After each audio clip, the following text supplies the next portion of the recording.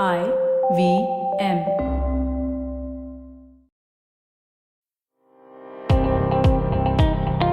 Welcome to All Things Policy, a daily podcast supported by Pragati, a flagship media initiative of the Takshashila Institution. We're a bunch of policy nerds based in Bengaluru, and we like to bring a fresh perspective to Indian affairs and an Indian perspective to global affairs. So grab a cup of coffee, sit back, and join us for today's chat. Hi everyone, welcome to All Things Policy. I am Sarthak, and for today's episode, I have a special guest, Dr. Janaki Srinivasan. Janaki is an associate professor at International Institute of Information Technology, Bangalore. She researches the political economy of information technology-based development initiatives. She studies how gender, caste, class shape the use of technologies. And she has recently written a fascinating book, The Political Lives of Information. This episode is mostly based on the book. In case you haven't, we would strongly recommend you to get the book. The book link is shared along with this episode. Hi Janaki, welcome to All Things Policy. Hi Sarthak, thank you so much for the invite to be part of this podcast show. Yeah, so pleasure to have you here. Now, to our listeners, in today's episode, we are going to discuss about information. So information has fundamentally altered development discourse and practice, but is information something which is always empowering? What gives value and meaning to information, right? So at the meta level, how is information defined, produced, leveraged? Where does the society come into picture? Some of these things we are going to discuss in the next few minutes. So Janki, there is this tendency to assume that information is naturally, universally empowering. But you point out that it might not be true. So it would be helpful if you could tell us about some of the prevalent perspectives on information and what are some of the limitations if we use these kind of perspectives or approaches. Yeah, thanks, Sarthak. Thanks for that question. I think at its heart, the reason information becomes both fascinating and hard to analyze is because somewhere we all feel that we understand what it is, right? And what it can do and so on. I mean, what is interesting is people have looked at this historically, and of course, information was not always used in this way. And what I try and do in the book in its initial chapter is look a little bit at this idea of what information is, what it signifies. Of course, in current times, I think we have all heard quotes about and initiatives related to this idea that information is power. Now, when we say this, what does it mean? And like you asked in your question, what does it sort of obscure us from seeing, right? That's really what I'm trying to do in the book. Now, across a range of disciplines, information theory, cybernetics, economics, etc., everyone has a particular way of defining information and also its value. But I think the definition of information that has really gotten picked up and sort of gained traction in the past several decades has at least a few common qualities, right? One is that there is something called information that's sort of already out there, that it's neutral, that it's objective, that it's autonomous, and it's always valuable, and it's valuable for everyone, right? These are a few qualities that I think we hear either explicitly, implicitly in all the claims around information.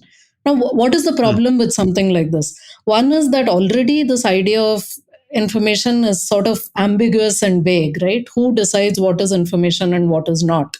It also means multiple kinds of things. It can be abstract, it can be very specific types of information, it can be what is in a book. So that entire range of things, first of all, we call information. And then when we say it's empowering, there's an assumption that there's something intrinsically valuable about it rather than a sort of socially embedded quality, if you will, which makes it valuable in certain circumstances to certain people, etc. Right? And of course, this is not something that's applicable only to this one term information. There's this idea in social sciences of reification, or you sort of take a bunch of experiences and you produce objects that sort of try to congeal this experience into a thing, right? And in a sense, that's what information has become. Information for us signifies and objectifies many kinds of experiences people have.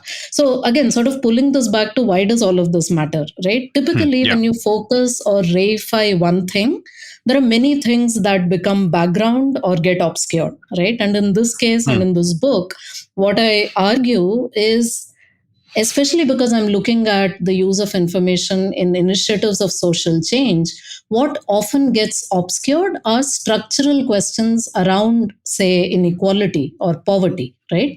Hmm. Because you're thinking of information as this magic bullet that will go and solve it.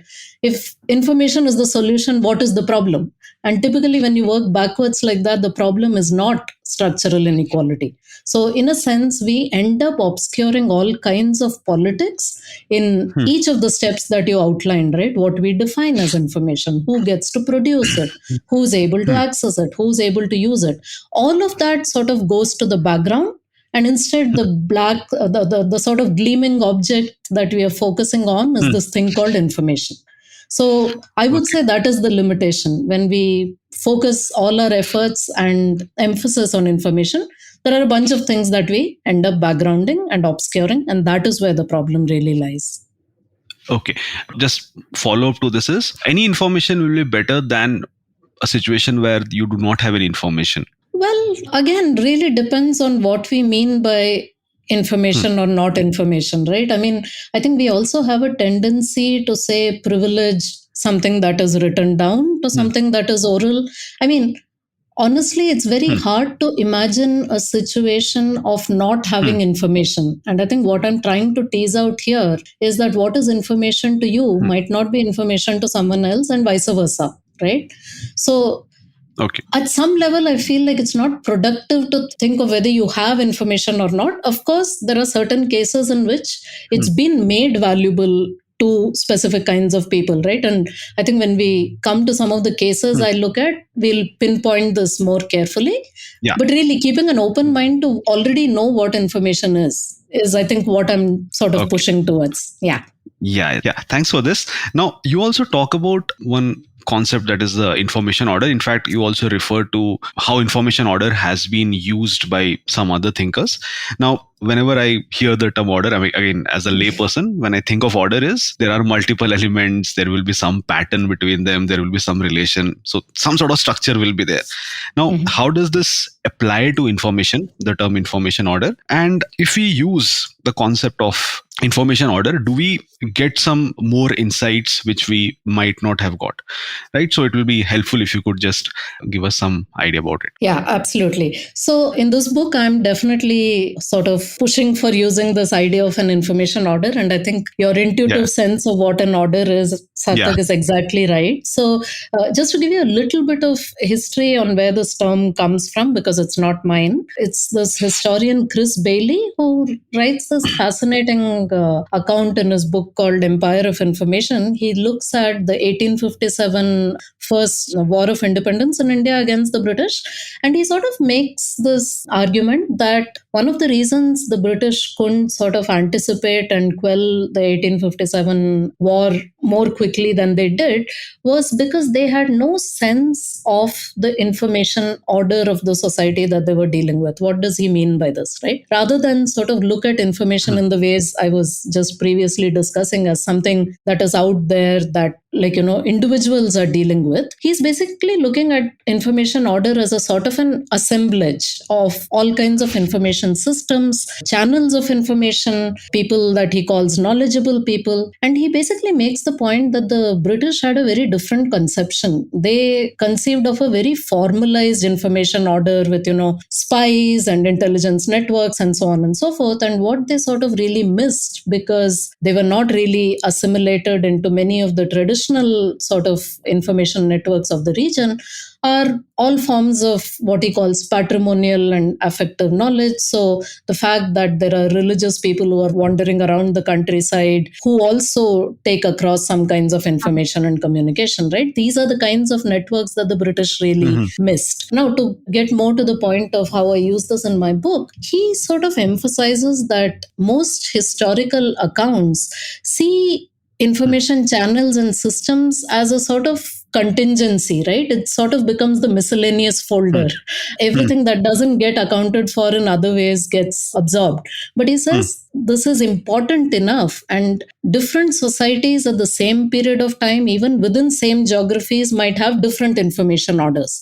So it needs to be an explanatory variable in and of itself rather than as an adjunct or add on to other things, right? So that's where he's coming from. And he also sort of engages with the work of sociologists who have talked about the relationship between knowledge and power and so on. And his problem there is not so much that there's no relationship between knowledge and power, but he's making the point that, hey, when you talk about knowledge and power in these ways, you talk of them in very monolithic ways, right? You don't understand localized engagement. So there's no one thing called colonial knowledge or the colonial state. And that's the reason that the 1857 war panned out the way it did. Otherwise, you would imagine that the colonial state being so powerful, it would have been quelled immediately. But that didn't happen. And part of the reason is that there are all kinds of localized engagements between knowledge and power that this misses. So I sort of draw on that to use this idea of an information order as the lens through which you look at all these information for change initiatives. And I think what it allows me to do is to pay careful attention to what are the channels of information that are being used, who are the different kinds of people who are able to leverage it. Pay attention to all of those rather than sort of obsess around the idea of information itself. That's one thing it does. Of course, there are ways in which I also build on this idea. For example, I think a very important part of the information order is also the way we talk about information, which is not something Bailey had to deal with because he's talking about 1800s, a time that we were not calling the information age, right? That started like 20, 25 years back. We've been constantly seeing ourselves as being in an information age. So the term information comes up in very many circumstances. Of course, he's not talking about an era like that. So what I think is also important in my analysis is even the way we talk about information, I think shapes who's able to use it, where do we apply it, how do structural boundaries of, say, gender, class, caste become a part of how people are able to use this. So there are some additions that I make to this idea of information order, but that's really the reason that I bring it in, is because I think we often lose sight of what I call the social and material roots of information when we see it as a pre-given, already valuable commodity. Does that get at what you're asking? Yeah. So again, if I have to think of information order in terms of, let's say, the components or in terms of the functions, how will we segregate it? I mean, is it like this, that these are the ones who are creating information, these are the ones who are leveraging information, these are the ones who are circulating information? That way we have to think of it, or how is it? So it's multiple kinds of things, right? So some of the things that I look at are, what are the kinds of things we call information at all, right? It might be certain kinds of documents. There might be particular kinds of channels through which that circulates. So all of that would definitely be part of the information order. In one of my cases, what I look at is sort of the larger legal atmosphere within which certain documents can be produced by certain kinds of people, not others, right? So that legal environment also plays a role. And definitely, like you're saying, I sort of look at almost a timeline, if you will, where I think of who gets to conceptualize what is information, who then goes on to be able to produce it, who is able to access it, and who ends up being able to use it. So I draw those lines for sure. But all of those actors, these channels, these larger legal frameworks, all of those are part of what I'm calling information order in my analysis. Yeah. Okay. Yeah. Thanks, Janaki, for explaining this.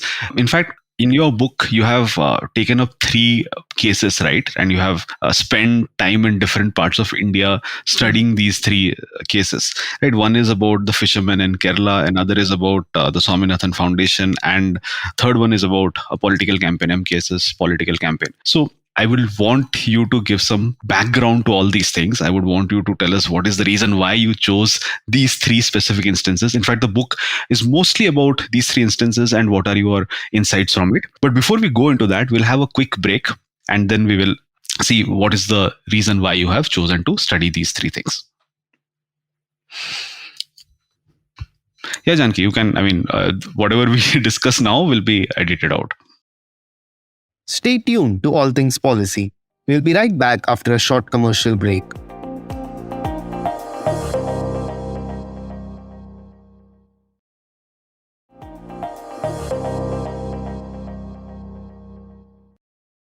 Welcome from the break. So, Janki, we're discussing about the cases that you have extensively studied. So, could you just let us know how did you decide to study these three specific instances? And yeah, it will be great if you could let us know if there is anything which connects these three instances. Absolutely. So, yeah, like you point out, these cases are really at the heart of the book. And in fact, they are also the reasons for the book in a sense. So, one of the things that really fascinated me was that not only were we in the early 2000s speaking a lot about living in the information age, information empowering people, etc. What was equally fascinating to me is that this was an idea that was embraced by people across the political spectrum, which I think we can all agree doesn't happen with too many ideas, right? So, Yeah. what was really fascinating to me is the very many different ways in which this idea of information was deployed. And what I then set out to try and understand is to look at three cases which conceptualized information very, very differently. And that's really the three cases that you pointed out. So, one which is basically talking about information as something that makes markets work better just naturally, and then again almost automatically leads to benefits for all the actors involved in the market. This is the case of Kerala fishermen who were using mobile phones to share price information, and the argument is that this was leading to livelihood benefits for them. So that was a very market based understanding of information. The second case that I looked at was the Swaminathan Foundation's Information Village Research Project, which is a slightly different conception, which is talking about the provision of information to village residents by the foundation and how that would then allow them better livelihood options, right? So this is not a market based understanding of how information would improve things, but it was an information provision kind of an understanding of how it would change things.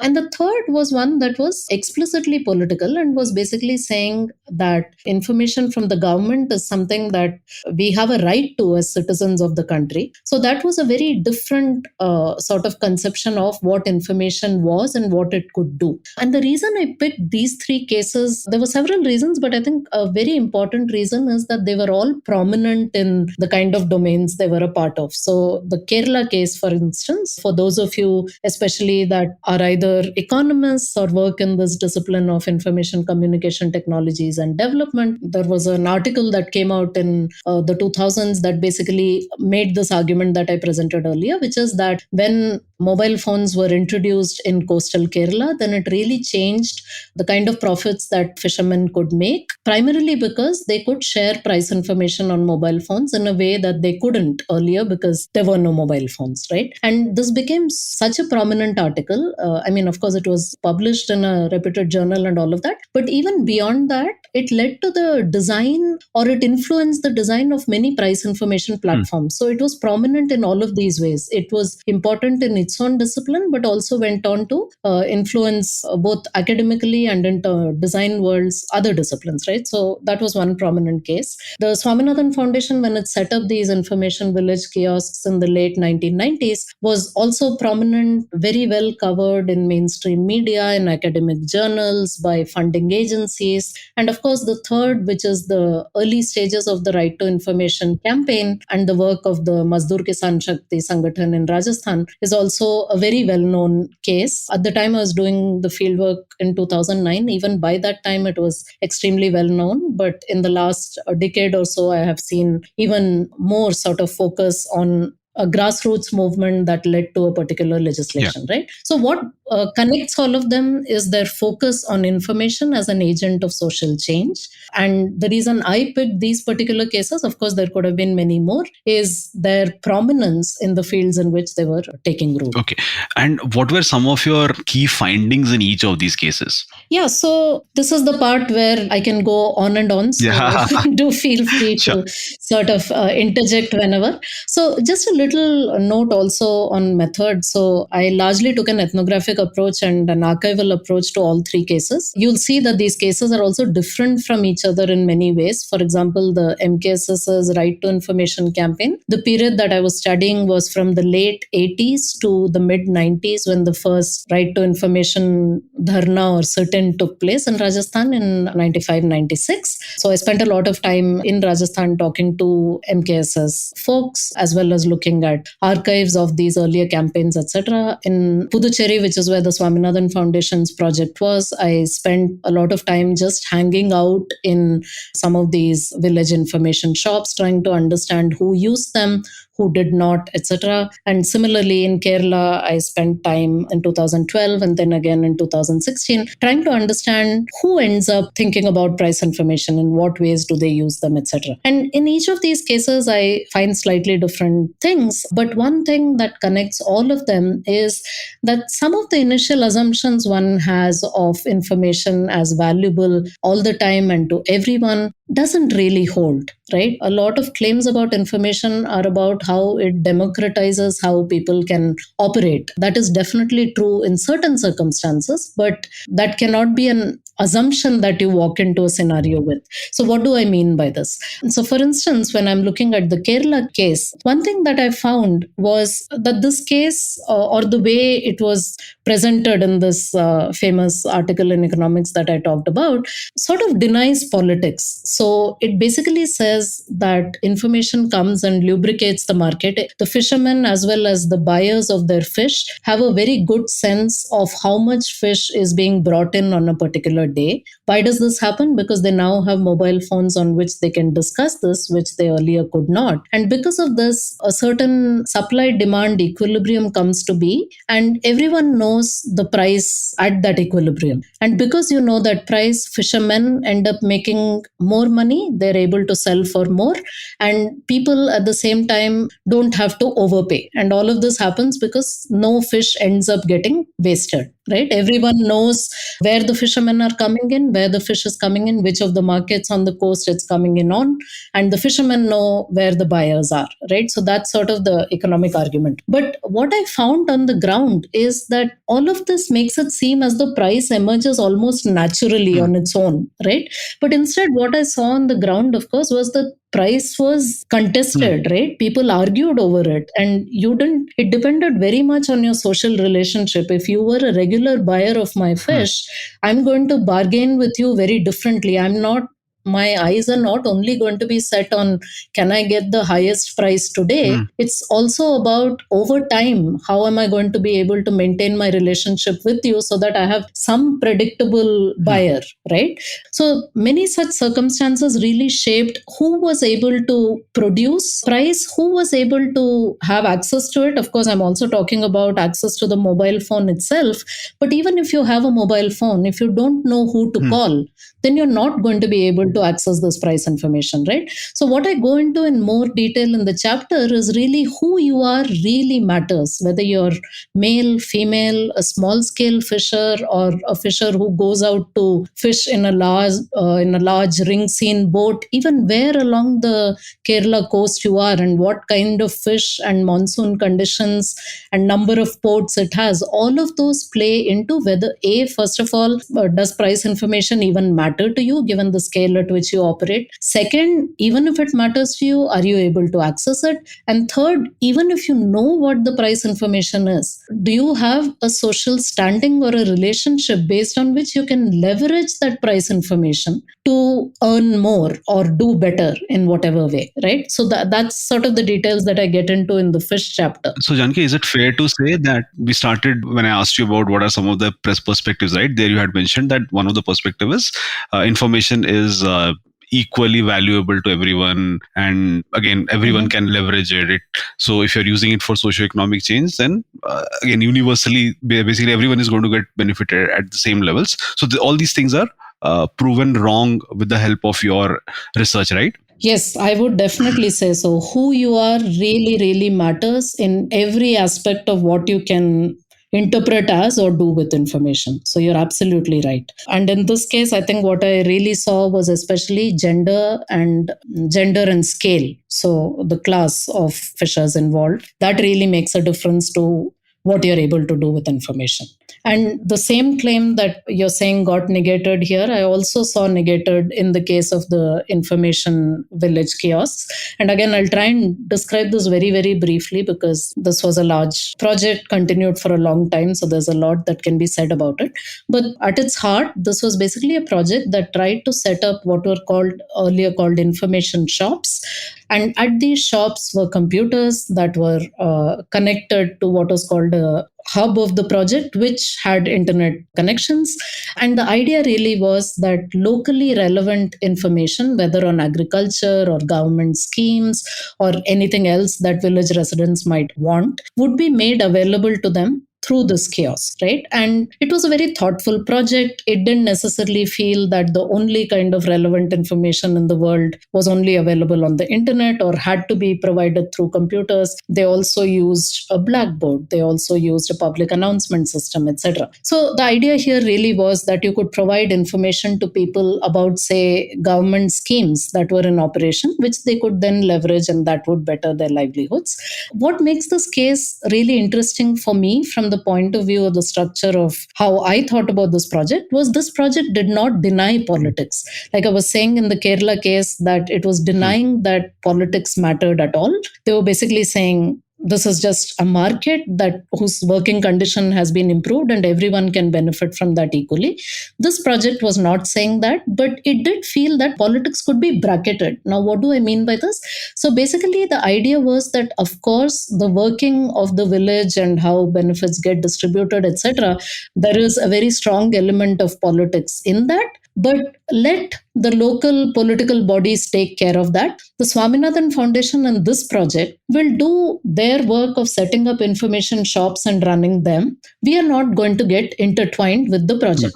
So the assumption here was that it was possible to bracket politics in this way. So they were not saying that politics didn't matter or that it didn't exist, right? That's why I call this politics bracketed rather than denied. But what I find in the chapter and what I try to illustrate through many examples is asking whether this is even a possibility. Once you intervene in a community with a project of this kind, what does it mean to say, I will not be political? Right? And it's various layers of that I explain in my chapter, but let me just maybe give you a couple of examples. One is, of course, again, the same point of, are we saying everyone can benefit from this equally? So what I found was, for example, a lot of these government schemes would require you to have certain documents or ID cards as prerequisites, right? Some of these are true across India. There were some very specific ones like 64 evidence, 64 being the year when the French left Pondicherry. You had to prove that basically you were from there and a local resident or your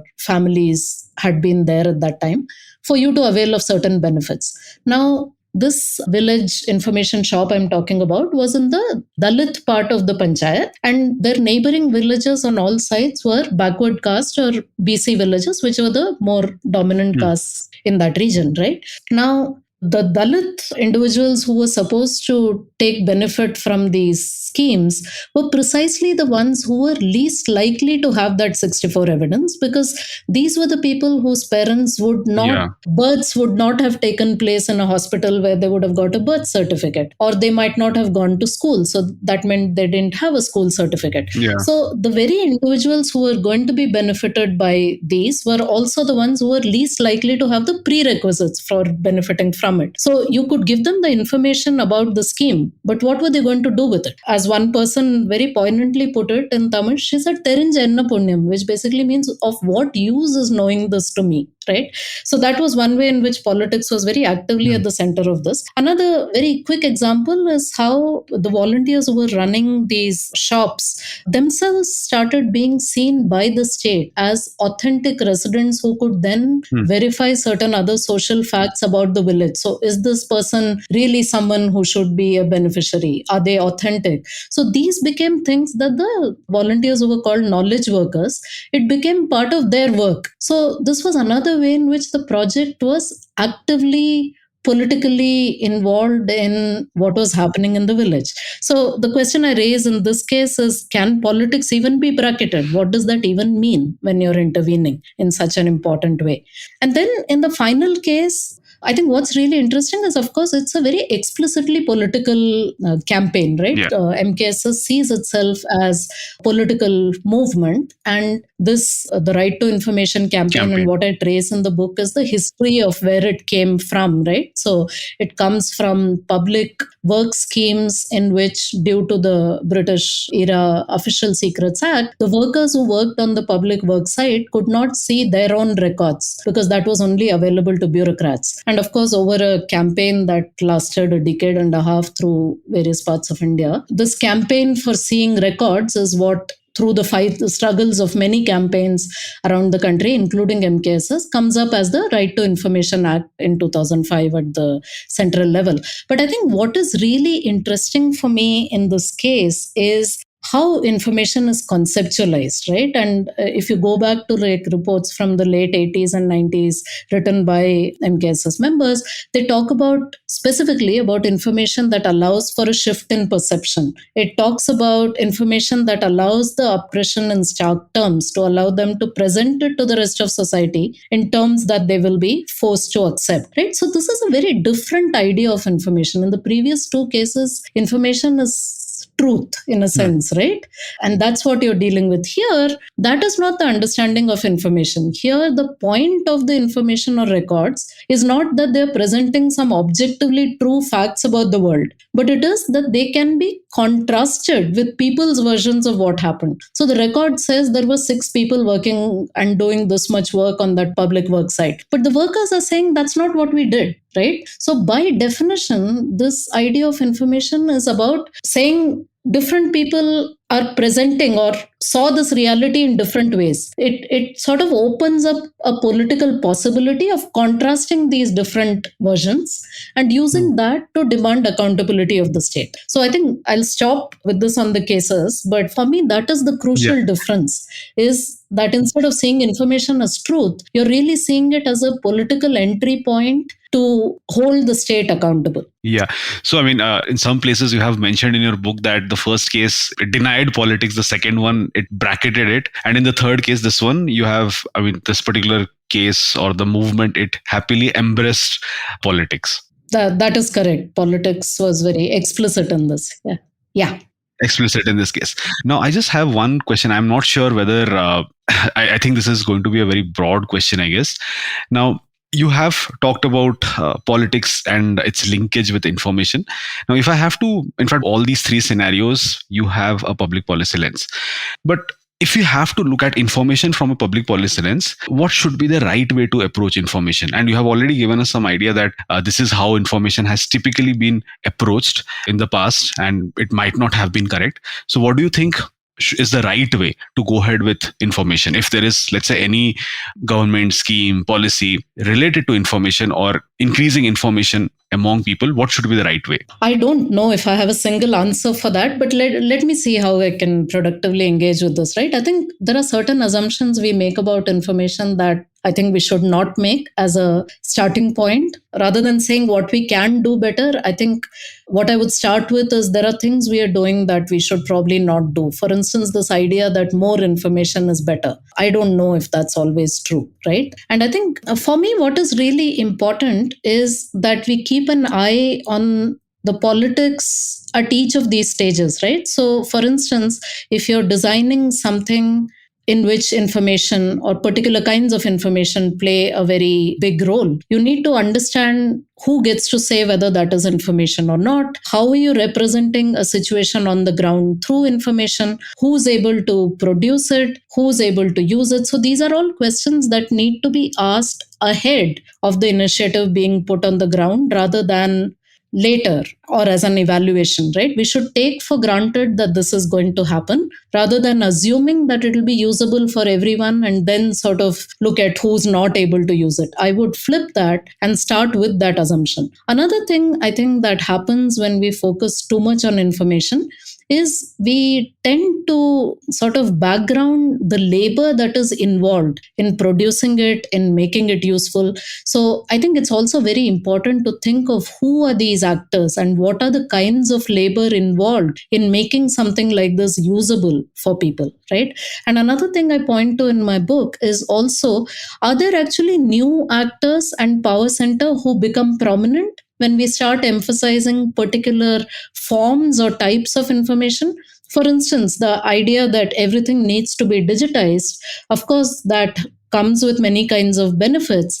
But does that also mean that we then start needing particular types of people who build that, who act as intermediaries to make this information usable for people? So I think all of these are ways in which we have to actively think about the politics and structural conditions that are involved, and not assume that just stirring information into the mix is going to change those structural conditions. We are definitely not in a post gender, post caste, post class, any of those kinds of societies.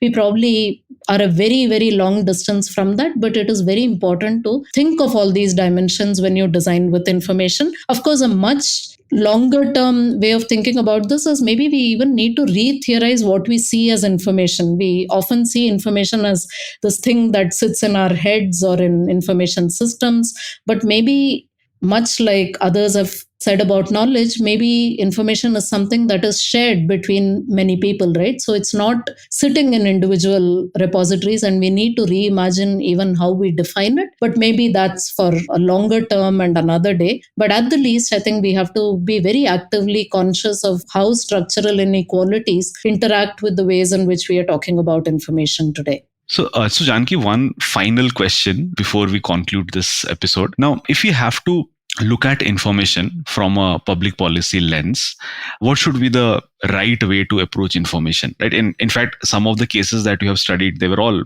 government interventions, or they were interventions which led to some sort of government interventions, social movement leading to creation of a law.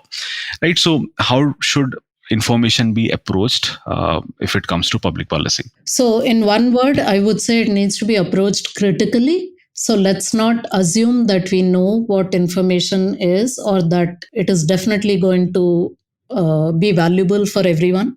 So, I think, as is true with anything that's posed as sort of a magic bullet solution to a structural issue, I think the question is not so much whether information will be valuable or not. It is, how do we design something with information that keeps in mind structural inequalities, right? That's really what this is about. And there's this term technological determinism, for instance, that people might be familiar with, which says when you add technology to a social situation, it will lead to certain kinds of solution. And we know historically how problematic that has been. And I feel like we are moving towards something similar with information and even data. So there's a lot of informational determinism. And by that, I mean that basically you say, I add information to the situation and it will improve. That is one part of it. And the second concerning part of it is that when you say that, you shift responsibility away from states and other entities onto the individual. So you say, I've already provided you information.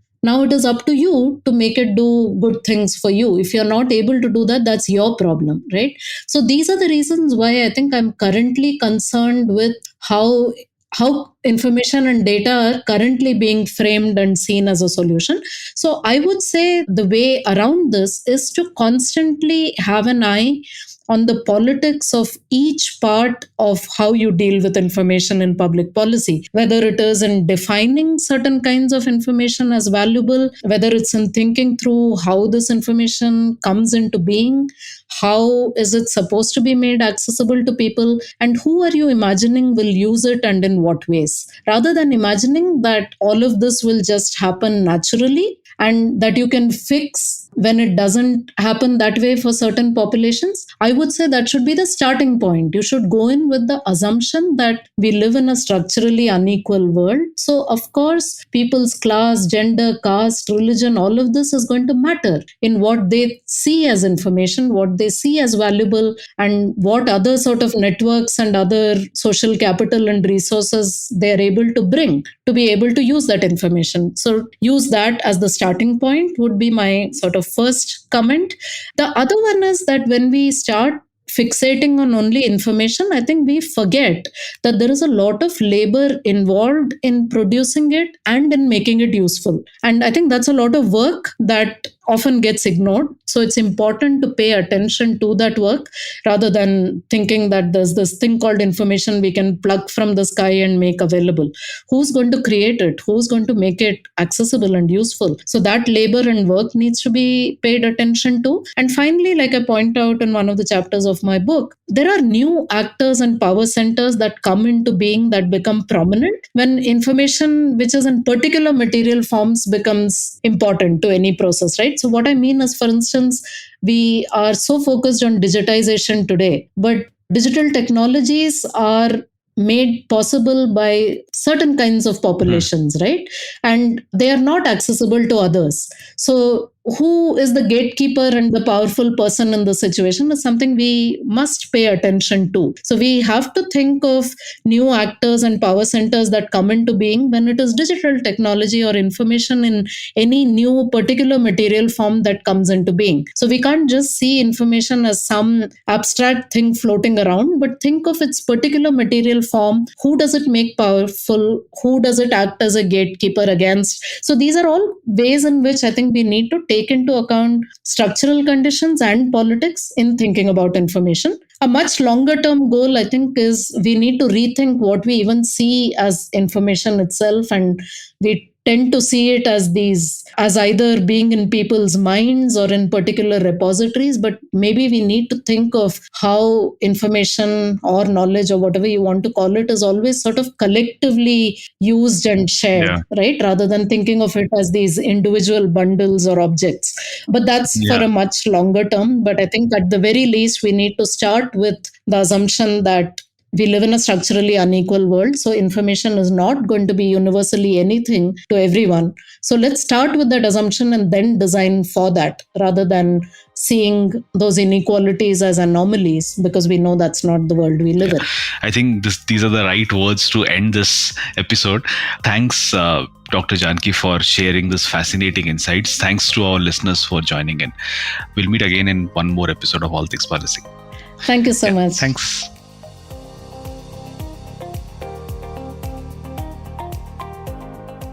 If you liked our show, don't forget to check out other interesting podcasts on the IVM network. You can tune into them on the IVM Podcast app, ivmpodcast.com, or wherever you listen to your podcasts. You can also follow IVM on social media. The handle is @IVM Podcasts on Twitter, Facebook, and Instagram. And hey, if you'd like to dive into Takshashila's research on technology, strategy, and economic affairs, check us out at our Twitter handle @Takshashila INST or our website takshashila.org.in.